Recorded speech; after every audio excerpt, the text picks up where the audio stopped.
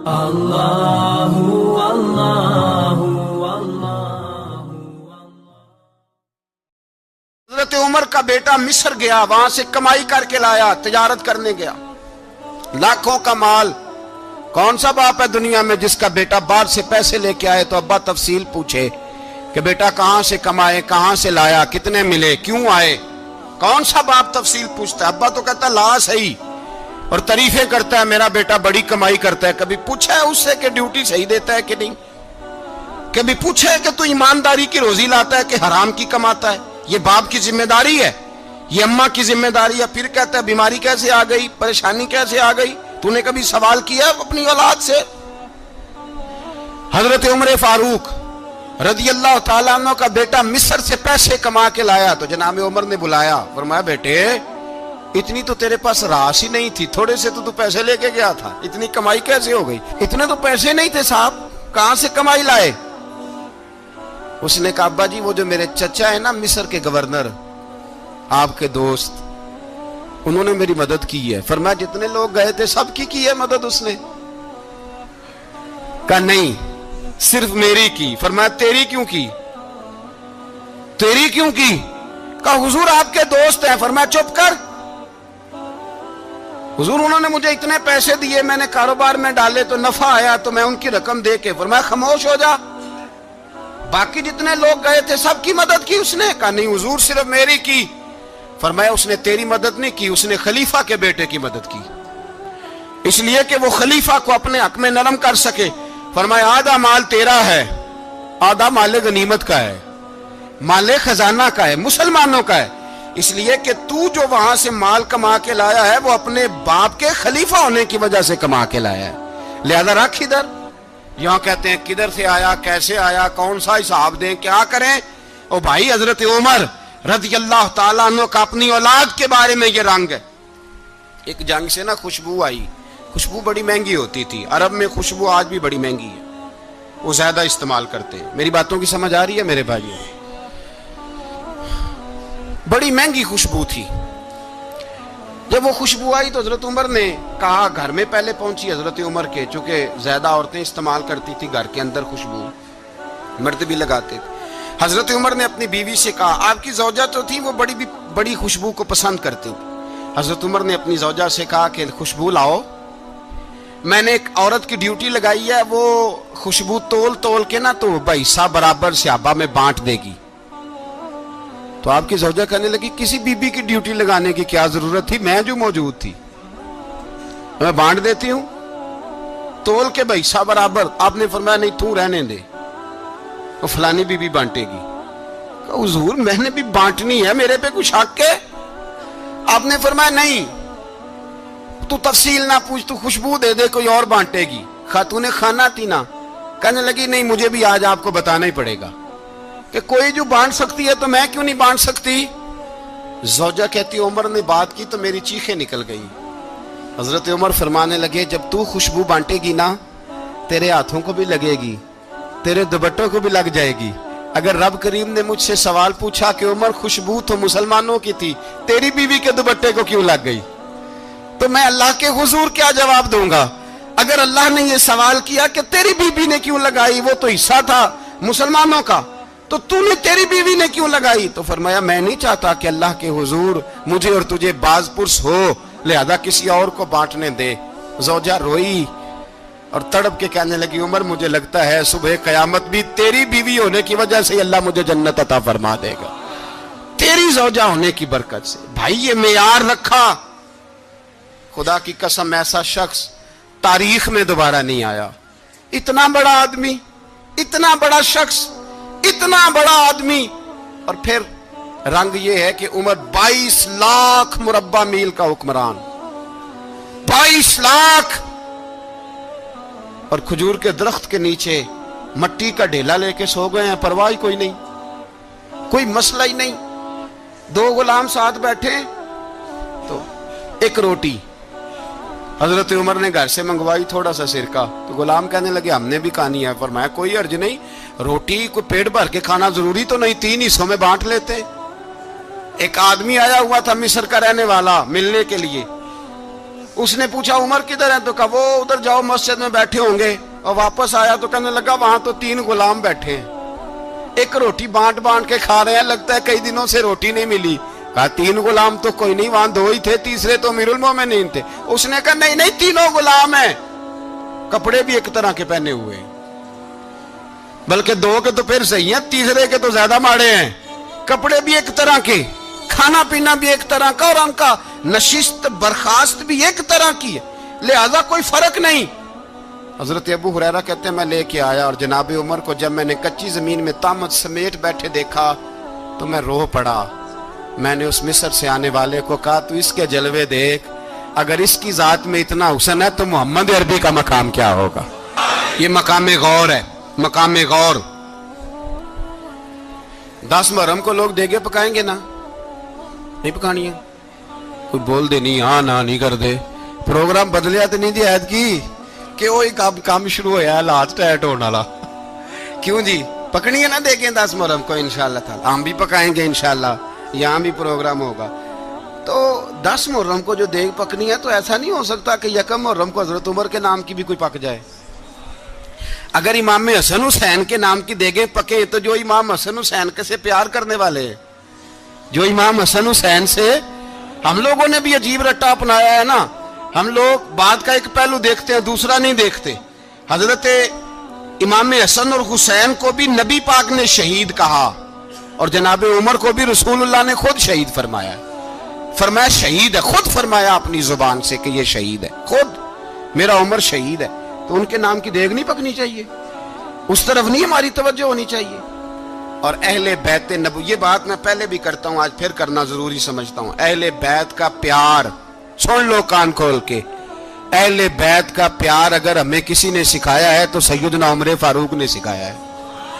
اہل بیت نبوت کی محبت اگر کسی نے سکھائی ہے تو کس نے سکھائی ہے؟ بول کے بتائیے. حضرت عمر نے. اہل بیت کا پیار ہمیں حضرت عمر نے بول کر کے سکھایا ہے. بھائی یاد رکھیں, کسی کی طاقت نہیں تھی دم مارنے کی حضرت عمر کے سامنے, طاقت ہی نہیں تھی. کیسر و کسرا کانپ جاتے تھے, جرأت ہی نہیں کرتے تھے حضرت. اور ہمارے تو تعلقات بڑے ہیں نا غیروں سے. حضرت ابو موسیٰ اشعری رضی اللہ تعالیٰ عنہ فرماتے ہیں میرا منشی سائی تھا, وہ کاتب کہتے تھے وہ لوگ, میرا حساب کتاب عیسائی تھا. تو فرماتے ہیں ایک دن میں نے وہ سارا حساب کتاب لین دین کے حضرت عمر کو دکھائے تو فرمانے لگے جس نے لکھے ہیں اس کو بلاؤ. کہنے لگے ضرور مسجد نہیں آ سکتا. کیوں نہیں آ سکتا؟ کہنے لگے وہ عیسائی ہے. کہتے ہیں حضرت عمر جلال میں آ گئے. آپ فرمانے لگے جنہیں رب دور کرتا ہے تم کیوں قریب کرتے ہو؟ جنہیں اللہ دور کرتا ہے. فرمایا تم غیروں کو اگر عہدے دو گے تو اپنوں کا کیا بنے گا؟ اگر تم غیروں کو عہدے دو گے تو اپنوں کا. یہ سوچ ہے جو آج برما کے مسلمانوں کے لیے بھی ضروری ہے. کہا اگر تم غیروں کو عہدے دو گے تو اپنوں کا. ہم نے غیروں کو عہدے دیے تو دیکھا نا اپنے کس طرح کاٹے جا رہے ہیں. غیروں کو جو عہدے دے دیے, جرانے سارے غیروں سے. روز دعویٰ ہوتا ہے چین ہمارا سجن ہے, چین ہمارا دوست ہے. او بھائی دوست ہے تو اس سے کہو نا کہ برما تو تمہاری ایک چھوٹی سی ریاست ہے, چین کے بغیر تو وہ سانس بھی نہیں لے سکتا. اس کو کہو نا اس حکومت پہ دباؤ ڈالے. لیکن ہم لوگوں نے غیروں کو عہدے دیے تو اپنے پس گئے. حضرت عمر کہتے تھے ذمی کا ہم ادب کریں گے, ذمی کافر کا ہم, ایسا کافر جو مسلمان ریاست کو قبول کرے, بدامنی نہ پھیلائے. ایک آدمی کو آپ نے دیکھا آنکھوں سے نابینا ہے اور بھیک مانگ رہا ہے, تو حضرت عمر کو نظر آ گیا. فرمایا کون ہو؟ اس نے کہا میں یہودی ہوں. فرمایا بھیک کیوں مانگتے ہو؟ کہا جب تک تندرست تھا مسلمانوں کو جزیہ دیتا تھا, بوڑھا ہو گیا ہوں کیا کروں. حضرت عمر نے گھوڑے کی پشت پہ بٹھایا, کافر کو گھوڑے کی پشت پہ بٹھایا اور بٹھا کے مدینے لائے. حضرت علی شیر خدا وزیر خزانہ تھے. فرمایا علی اس کا وظیفہ جاری کرو. کہا یہ کون ہے؟ فرمایا یہ یہودی ہے لیکن یہ ہمیں جزیہ دیتا رہا, بوڑھا ہو گیا بیچارہ, بھیک مانگنے پہ مجبور ہے, ہماری حکومت کے اندر رہتا ہے, اس کا پورا وظیفہ جتنا خرچہ اتنا وظیفہ لگاؤ. حضرت علی کہتے ہیں میں وظیفہ لگا رہا تھا اور وہ میرے نبی کا کلمہ پڑھ رہا تھا, وہ رسول اللہ کا کلمہ پڑھ رہا تھا. یہ مزاج, یہ نہیں کہ کافر. حضرت عمر نے گورنروں کو خط لکھے تھے کہ زبردستی کسی کو مسلمان نہیں کرنا, جہاں ان کی عبادت گاہیں بنی ہو گرانی نہیں, کوئی مندر کوئی گرجا ضائع نہیں کرنا. اسلام سب کو جینے کا موقع دیتا ہے، پر بےایمانوں، ظالموں، بدذاتوں، تمہیں یہ کہتا ہے کہ ہم تمہیں جینے کا موقع دیتے، تم بھی مسلمانوں کو جینے کا موقع دو۔ یہ جہاں بستے ہیں، جہاں رہتے ہیں، انہیں وہاں جینے کا موقع دو، انہیں بھی اللہ اکبر کہنے کا موقع دو، انہیں بھی قرآن پڑھنے کا موقع دو، انہیں بھی رسول اللہ پر درود پڑھنے کا موقع دو۔ ہمارے ملک میں عیسائی اپنی مرضی سے کھلے عام تبلیغ کرتے ہیں، یہاں تو چینل چلائے ہیں عیسائیوں نے۔ کسی مذہبی جماعت نے کبھی جلوس نکالا ہے کہ عیسائیوں کا چینل بند کرو؟ بولے نکلا ہے کہ نہیں نکلا؟ کتنے ظلم کی بات ہے۔ ہم جب غیر کو اتنا تحفظ دیتے ہیں، اتنا تحفظ دیتے ہیں، ہم نے دیکھا ہے، مجھے بیسیوں لوگوں نے عید پہ ٹیلی فون کیے کہ عیسائیوں کو قربانی کا گوشت دے لیں، مجبور ہیں جی، دروازے پہ آ گئے ہیں، ہمارے کام کاج کرتے ہیں۔ بیسیوں لوگ، عام آدمی کے دل میں ان کا اتنا جذبہ ہے، وہ مسائل کا بیان کرنے ایک علیحدہ بات، لیکن ہمارے دل کافر کے حق میں بھی نرم ہو جاتے ہیں۔ تم کس قدر زیادہ بے ایمان ہو، اور کفر کس قدر زیادہ ذلیل ہو گیا ہے کہ مسلمان کے حق میں نرم ہوتا ہی نہیں۔ اور اس سے بڑے ذلیل وہ ہیں جو ان ذلیلوں کے سپورٹر ہیں، وہ کسی عرب ملک کے حکمران ہو یا کسی اور جگہ کے، وہ بڑے ذلیل ہیں جو ان ذلیلوں کے سپورٹر ہیں، جو برما کی بچیوں کے قتل پر اپنی حکومتیں چمکا رہے ہیں۔ انہیں شرم نہیں آتی، اس قدر مسلمان تڑپا ہے، لیکن ان بے غیرتوں کو ذرا ہوش نہیں آئی۔ اور یہ ان کے کماش، ان کے دلال جو ہر جگہ ان کی سپورٹ کر کے اپنی حکومتیں قائم کرتے ہیں، ان بے ایمانوں کو پتہ نہیں کہ کب ان پر اللہ کا عذاب اترے گا اور کس طرح ان کے پرخشے اڑیں گے۔ تمہیں اپنی ذلت اور رسوائی نظر نہیں آ رہی کہ زمین کس طرح تمہارے لیے تنگ ہو گئی ہے؟ اس سے زیادہ اور تمہاری رسوائی کیا ہوگی؟ ڈرو اللہ سے، اور یہ تو دنیا کا عذاب ہے۔ ان بطش ربک لشدید، میرا رب کہتا ہے قیامت تو قائم ہونے دے، اتنا سخت تیرے رب کی پکڑ ہے، اتنی کسی دوسرے کی ہو سکتی؟ یاد رکھیں اور تھوڑا احتیاط کریں ہم سب لوگ بھی، جو ہم لوگ آدھی زبان بول کے بھی ان کی سپورٹ کرتے۔ اب شرم آنی چاہیے ہمیں ان حکومتوں کی سپورٹ کرتے جو مسلمانوں کی لاشوں کے اوپر حکومتیں قائم کرتے ہیں، شرم آنی چاہیے۔ بہرحال بات دور نکل جائے گی اور میں اپنے مضمون پہ رہتا ہوں۔ اہل بیت کا پیار اگر سکھایا ہے تو جناب عمر نے سکھایا ہے رضی اللہ تعالی عنہ، امام حسن ملنے۔ آپ یقین کریں میں جب اس واقعہ کو پڑھتا ہوں تو میرا دل جھوم جاتا ہے۔ میں کہتا ہوں یار ڈاڈا ہونا اپنی جگہ پہ، عشق ہونا اپنی جگہ پہ، انسان کا باوقار ہونا اپنی جگہ، جہاں کھڑے ہونا تھا وہاں یہ کھڑے ہوتے تھے، اور جہاں جھکنا تھا وہاں یہ ان لوگوں میں اقبال نے کہا تھا تیری نگاہ ناز سے دونوں مراد پا گئے، عقل غیاب و جستجو، عشق حضور و اضطراب۔ جہاں اگر آیا ہے سامنے کیسر و کسرا تو عمر جیسا دلیر کوئی نہیں، اگر سامنے آیا ایران کا بادشاہ تو عمر جیسا تگڑا کوئی نہیں، اگر آیا ہے سامنے غسان کا بادشاہ تو عمر جیسا عادل کوئی نہیں، لیکن اگر علی کا بیٹا آیا ہے، اگر فاطمہ کے لال پارے آئے ہیں تو پھر فاروق اعظم سے جیسا محب کوئی نہیں، پھر ان سے جیسا پیار کرنے والا کوئی نہیں۔ اندر بیٹھے ہیں جناب عمر، اندر تنہائی میں کچھ وزیروں سے گفتگو ہو رہی ہے، میٹنگیں جاری ہیں۔ آپ کے بیٹے ملنے آئے جناب عبداللہ ابن عمر، ابا جی ملنا ہے، بات ٹھہرو بات کر رہا ہوں، کوئی نہ اندر آئے۔ صاحبزادہ باہر کھڑا ہے، تھوڑی دیر گزری تو امام حسن بھی آ گئے۔ کون آئے؟ آپ کو جو ملے گا امام صاحب کا نام لینے سے، وہ سردار ہیں جنتیوں۔ کون آئے؟ سارے بولیے امام حسن، تیری نسل پاک میں ہے بچہ بچہ نور کا، تو ہے نے نور تیرا سب گھرانہ۔ امام حسن آئے تو حضرت عبداللہ ابن عمر کو دروازے پہ کھڑے دیکھا، کہا امیر المومنین کہاں ہیں؟ کہنے لگے حضرت عمر کے بیٹے۔ کہنے لگے وہ اندر بیٹھے، کچھ میٹنگ ہو رہی ہے، اور انہوں نے کہا کوئی اندر نہ آئے، لیکن آپ جانا چاہیں تو چلے جائیں، آپ جانا چاہیں تو، تیری نسل پاک میں ہے بچہ بچہ نور، آپ جانا چاہیں تو چلے جائیں۔ تو انہوں نے کہا جب آپ باہر کھڑے ہیں تو مجھے کوئی اتنا ضروری کام نہیں، اور ابھی زور کی نماز تھوڑی دیر میں ہوگی، میں مسجد میں مل لوں گا امیر المومنین سے۔ یہ بات کہہ کے امام حسن چلے گئے۔ یار اتنی بڑی بات نہیں تھی، اتنی بڑی بات نہیں تھی۔ وہ میرے استادوں کا بیٹا بھی آئے تو کہا ٹھیک ہے جی وہ سوئے ہوئے ہیں، تو کوئی غرض نہیں یار میں ٹھہر کے آ جاؤں گا، کوئی بڑی بات نہیں تھی، دیکھا جائے تو بڑی بات نہیں تھی، پر بات بہت بڑی تھی، اس لیے کہ یہ خالی حسن نہیں، یہ حسن ابن علی ہے، یہ حضرت فاطمہ کے لخت جگر، حضرت عمر باہر نکلے, عبداللہ ابن عمر سے پوچھا کوئی آیا تو نہیں؟ تو کہا حضور امام حسن آئے تھے. تو کہا پھر شہزادے کو اندر کیوں نہیں بھیجا؟ کہا میں نے کہا تھا. وہ کہنے لگے اگر امیر المومنین مصروف ہیں تو میں ظہر میں مل لوں گا. حضرت عمر رونے لگے, فرمایا بیٹے تو نے اچھا نہیں کیا.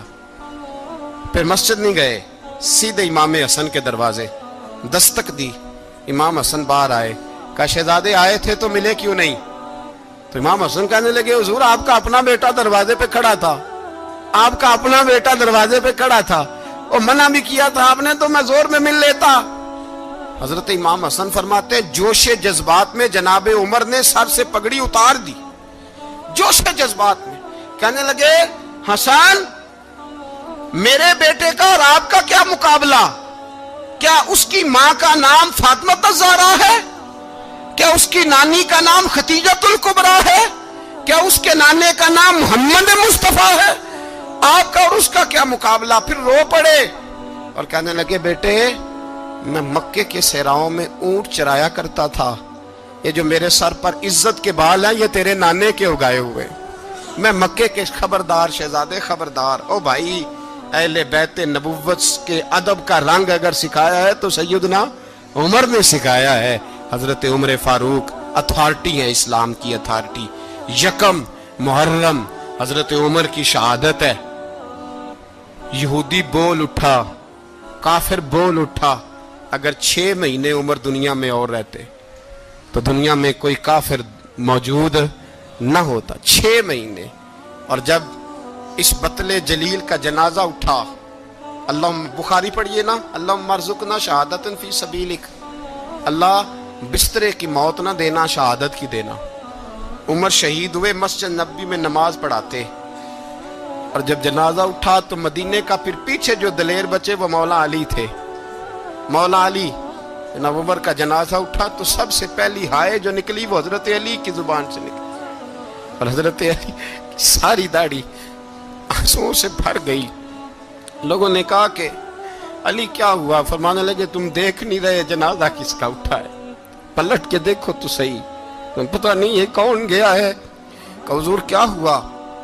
آپ فرمانے لگے عمر اس طرح کے کام کر کے گیا ہے, اب ان کے رستوں پہ کون چلے گا؟